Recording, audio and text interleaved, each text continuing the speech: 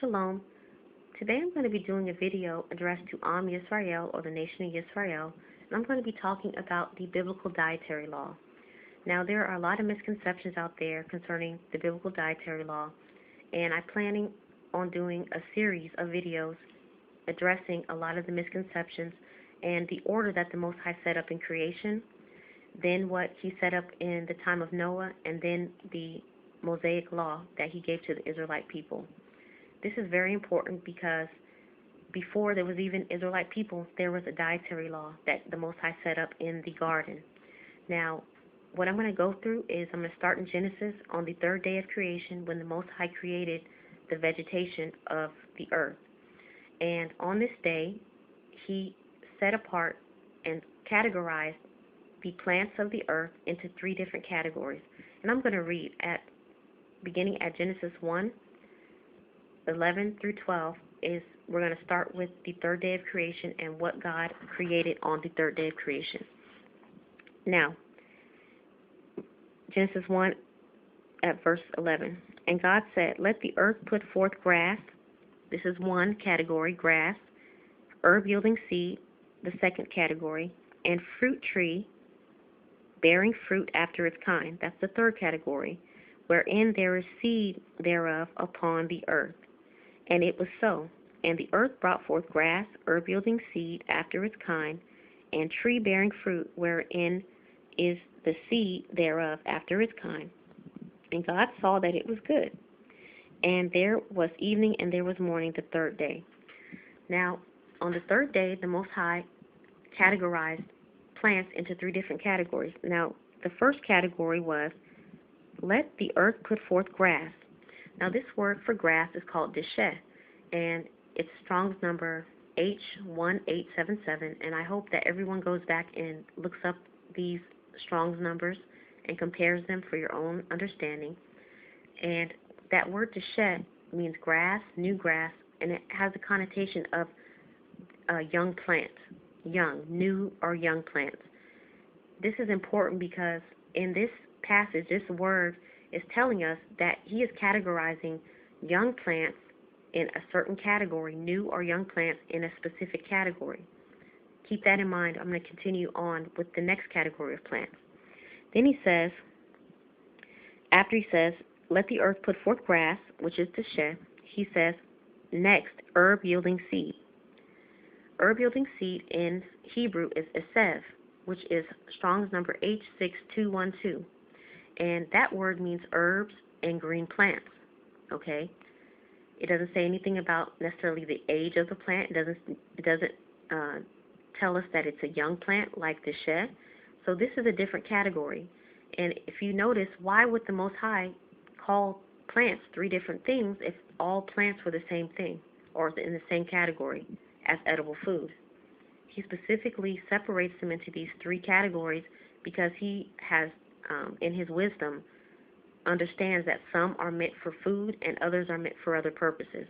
Now, the next category, and fruit tree bearing fruit after its kind, wherein is the seed thereof upon the earth.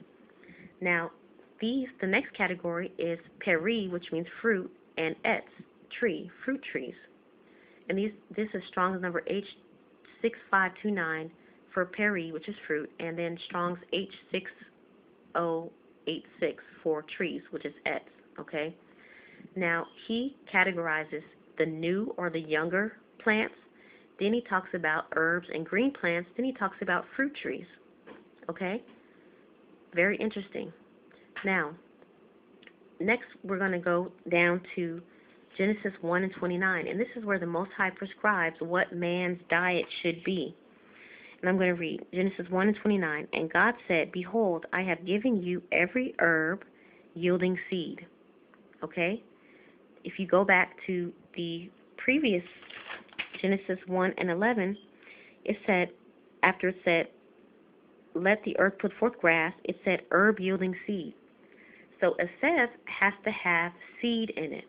This word herb yielding seed, which is Strong's 6212 in Genesis 1:11, it says herb yielding seed. So another characteristic of this type of plant is it yields seed. Now, seed is just a baby plant, and you can pick that up and you can plant that and sow that and get more plants. The other one, it doesn't mention how that it has seeds. It just calls it grass. Now, when we get into Hebrew translated into English, a lot of times when they say different words like grass, that can mean barley, that can mean wheat, that can mean corn. So we have to pay attention that we can't base it off of what is necessarily the English translation is.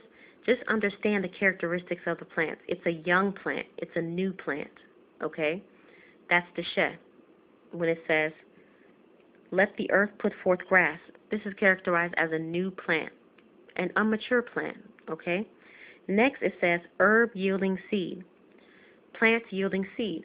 When a plant is yielding seed, it is mature. If you've ever seen, if you've ever had a garden, the plant, when it's ripe, it has seeds in it. Now, the seeds are developing. A young plant will not have seeds in it yet. The young plant is just putting up its stems. It may be putting up flowers to bear fruit, but the fruit aren't in that plant yet. When the plant matures, it's going to have its fruit, and then typically there's seeds in it.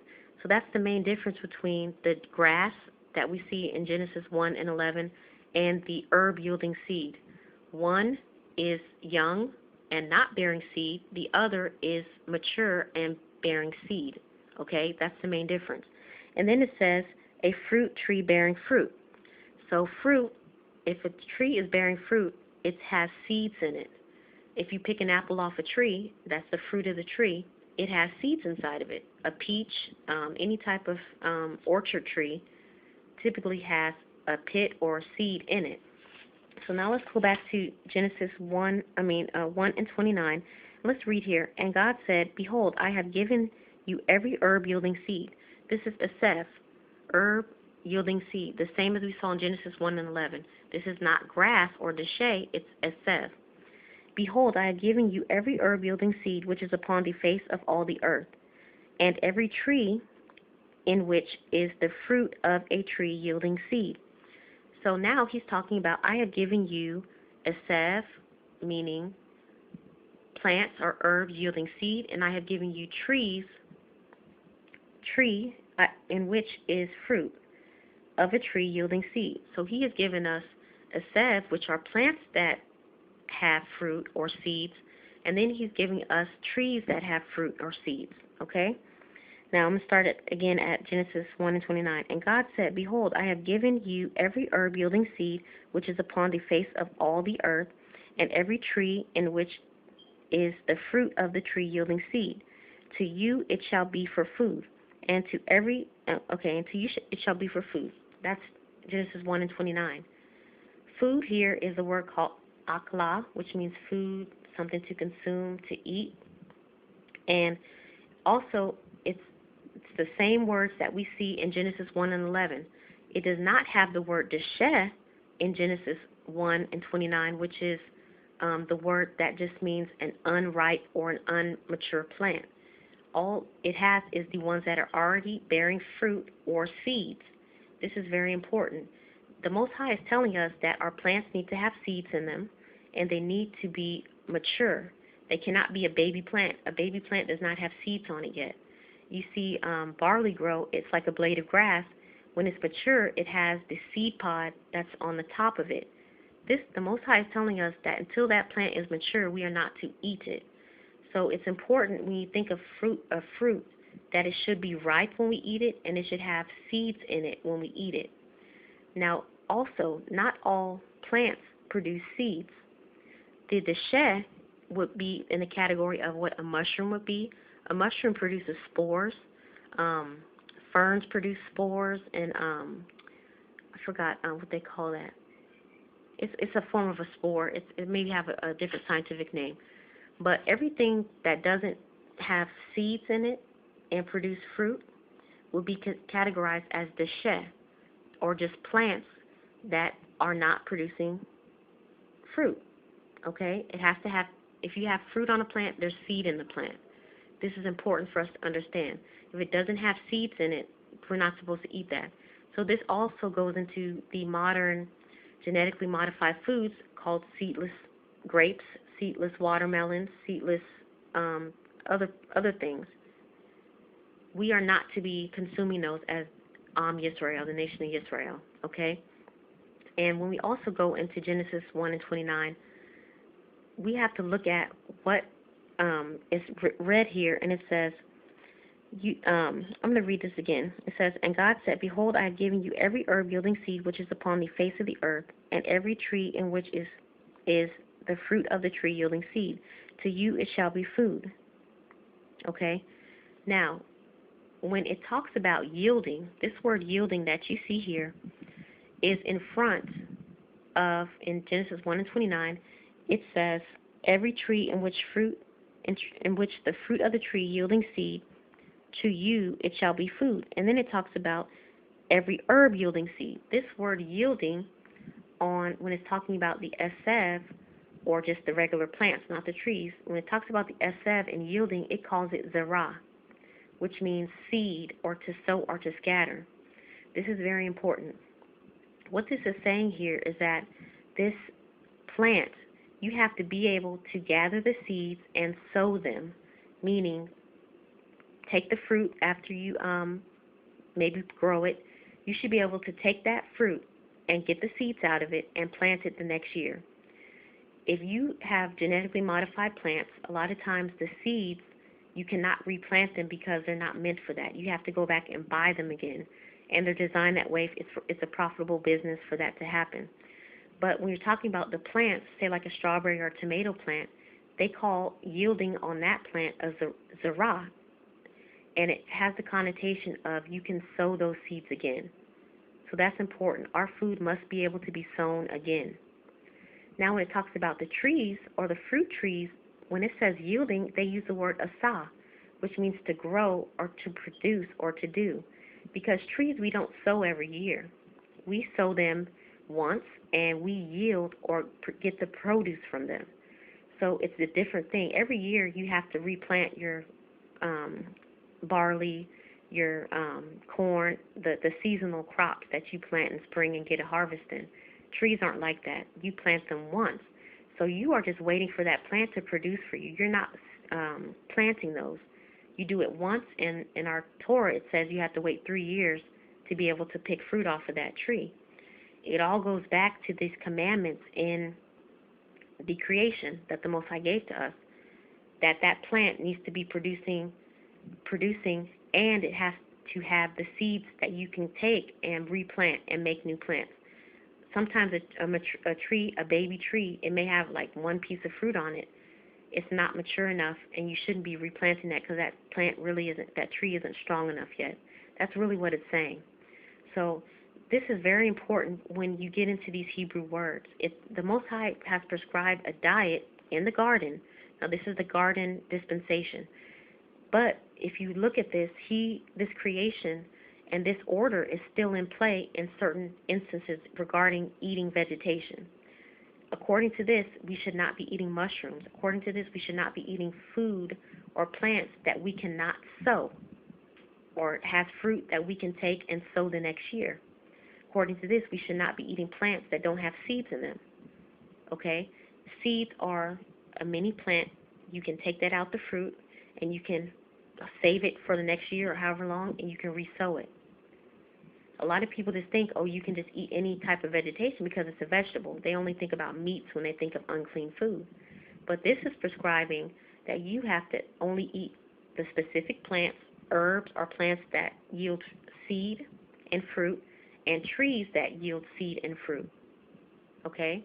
The other ones that don't yield seed or fruit, or if they're too young, meaning they're not producing, you can't just take a baby plant and eat it. You're not supposed to do that. You're only supposed to be eating it when it's produced its seed and its fruit. You're not supposed to do that. So this is a whole nother understanding of what the Most High set up in creation.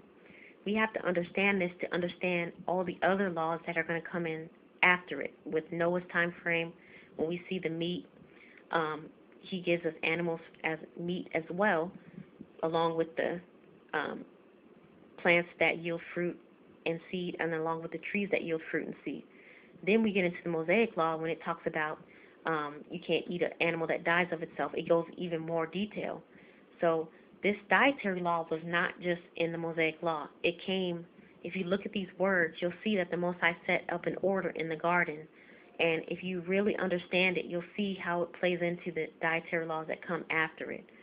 So in the Most High's order he set up, not all plants were for food. The plants, the plants that had seeds and fruit, and then the trees that had seeds and fruit. A pine tree, we're not supposed to be eating pine cones or anything like that. Only the ones that have fruit and seeds, and only the plants that have fruits and seeds. Okay? And the seeds had to be seeds that you could gather and scatter again. This is dealing with being fruitful and multiplying. The Most High, and you get into a lot of the context of, even in the Bible, why is homosexuality wrong? Because you cannot produce from that lifestyle. This is the order the Most High set up, and it's a beautiful creation. It's beautiful the way He set it up. And as Israel, if we understand this, we'll understand our Creator better. We'll understand the earth and how we are to what is ordained for this body that the Most High gave to us. So I'm going to be doing more in this series, and I'm trying to edify and bring out the Hebraic thought and the understanding of why the Most High set things in order the way that He did. Not every plant is food or meat for man. He set things that He wanted us to eat, just like He did meat. He set plants that He wanted us to eat. No baby plants, and the plants have to have seed and bear fruit. Okay. Now, if you have any questions, please contact me. I urge you to look up these Strong's numbers and try to understand it for yourself. I'm not here to tell you what to believe. I'm here to give information, and hopefully what I pray is that people will look it up and see what the Hebrew is saying. We cannot no longer go off of an English translation to get our understanding of the Most High's word. We just cannot do that. So I hope that helps, and with that, I bid you shalom.